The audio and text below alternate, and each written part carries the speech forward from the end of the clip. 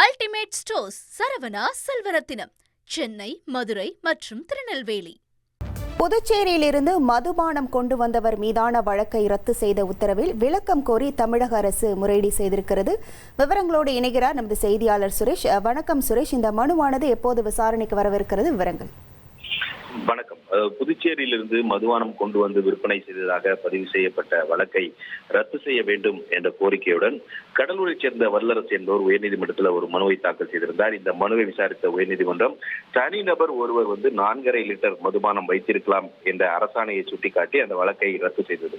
இதனால் இந்த புதுச்சேரியிலிருந்து 4.5 லிட்டர் அளவுக்கு மதுபானம் கொண்டு வர உயர்நீதிமன்றம் அனுமதித்துள்ளதாக சமூக வலைதளங்களில் செய்தி பரவியது.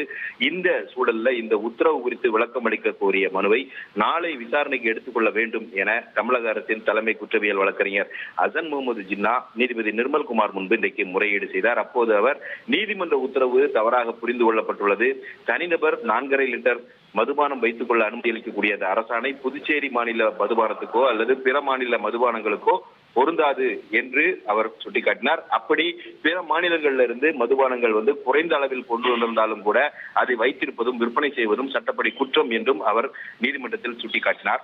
தலைமை வழக்கறிஞருடைய இந்த முறையீட்டை ஏற்றுக்கொண்ட நீதிபதி இந்த விளக்கம் கோரிய மனுவை நாளை விசாரணைக்கு எடுத்துக் கொள்வதாக தெரிவித்திருக்கிறார். இந்த வழக்கு நாளை விசாரணைக்கு வரும் என்று எதிர்பார்க்கப்படுகிறது.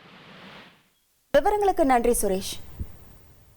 அல்டிமேட் ஸ்டோர்ஸ் சரவணா செல்வரத்தினம், சென்னை, மதுரை மற்றும் திருநெல்வேலி.